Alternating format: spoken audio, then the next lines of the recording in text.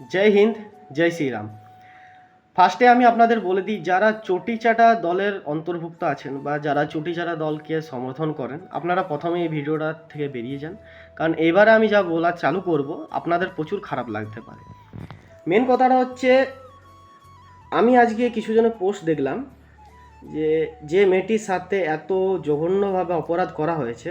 আমি না মেয়েটির নাম নিচ্ছি এবং তার পরিচয়টা আমি গোপন রাখছি।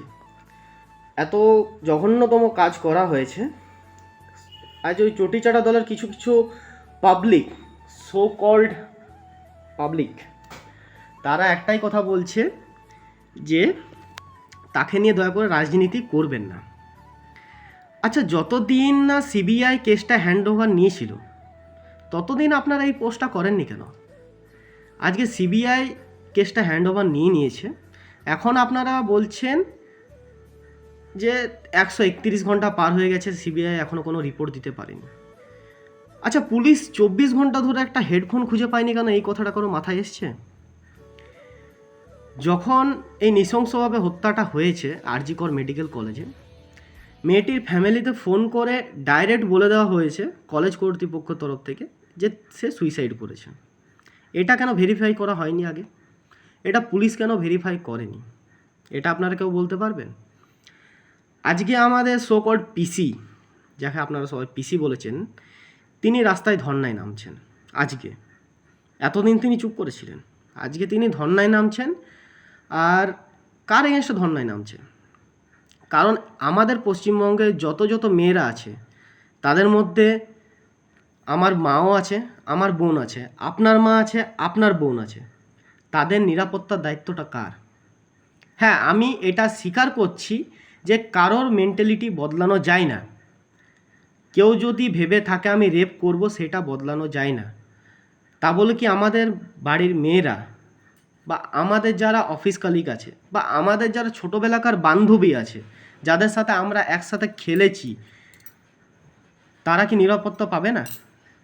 এটা আপনারা একবার ডিসাইড করে দেখুন।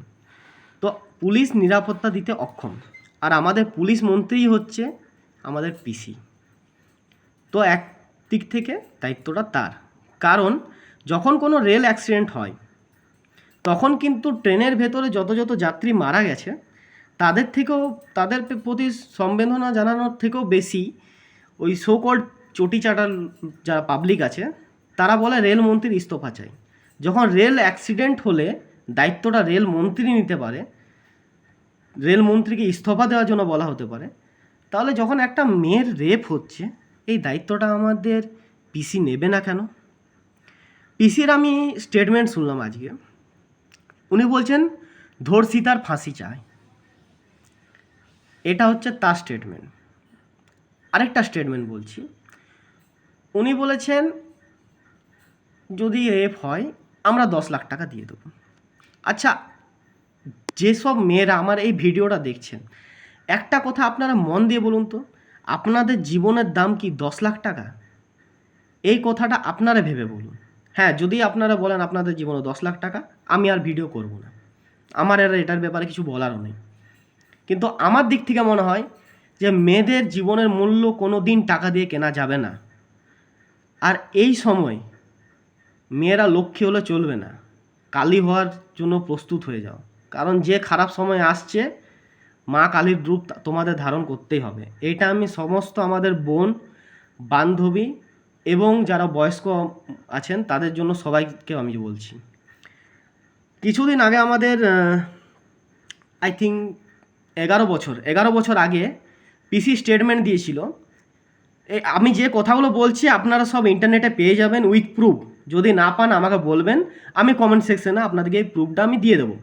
পিসি একটা স্টেটমেন্ট দিয়েছে, ধর্ষণ বাড়ছে তো কি হয়েছে, জনসংখ্যাও বাড়ছে, ইকোনমিও বাড়ছে। এটা হচ্ছে তার মেন্টালিটি। নিজেরা ভেবে দেখুন আপনারা কাকে সমর্থন করছেন, নিজেরা ভেবে দেখুন। একজন মহিলা মুখ্যমন্ত্রী যে রাজ্য সামলাচ্ছে, সে একজন মহিলা নিরাপত্তা নিতে পারে না? নিরাপত্তার দায়িত্বটা তাহলে কে নেবে? তাহলে একটাই উপায় হোক, পুলিশ প্রশাসন হাঁটিয়ে দেওয়া হোক, আমরা নিজেরাই নিজেদের দায়িত্ব নিতে রাজি আছি। বলুন, আপনারা রাজি আছেন? হ্যাঁ, আরেকটা কথা বলছিলাম, কিছু বছর মানে আই থিঙ্ক 2 বছর বা 3 বছর আগে 14 বছর বয়সী, যদি আমার এজটা বলতে ভুল হয় আপনারা কারেক্ট করে দেবেন, 14 বছর বয়সী একটা বাচ্চার সাথে এইভাবে নৃশংস একটা অত্যাচার হয়েছিল। তখন আমাদের পিসি স্টেটমেন্ট ছিল মেয়েটা প্রেগনেন্ট আছে কিনা জানতে হবে, মেয়েটার সাথে কারো লাভ অ্যাফেয়ার আছে কিনা জানতে হবে। এটা হচ্ছে তার মেন্টালিটি। একটা 14 বছর মেয়ের সম্পর্কে তিনি এই কথাগুলো বলেছেন।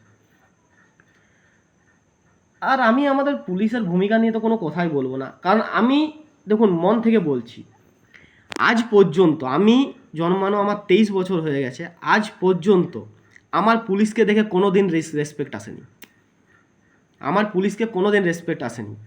একজন আর্মিকে আমার যে রেসপেক্ট দিতে পারি আমি, একজন এয়ারফোর্সকে আমি যা রেসপেক্ট দিই, একজন নেভি অফিসারকে যা রেসপেক্ট দিই, বা আমাদের central force CRPF, RPF, SPG, যত কমান্ডো ফোর্স আছে, স্পেশাল ফোর্স আছে, বা আমাদের রিজার্ভ আর্মি আছে, আমি সবাইকে যা রেসপেক্ট দিই, পুলিশকে আমি সেই রেসপেক্ট দিই না। কারণটা আপনারাও জানেন, পুলিশ এসে পরে তথ্য লোপাট করা চালু করে দিল।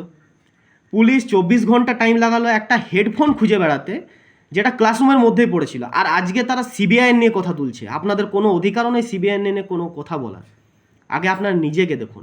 এতদিন সো কল্ড পিসির চামচাগুলো যারা চটি চেটে বেড়ায় তারা সব চুপ ছিল।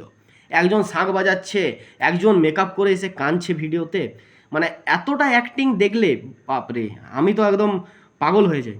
তাদের এতটা অ্যাক্টিং আছে।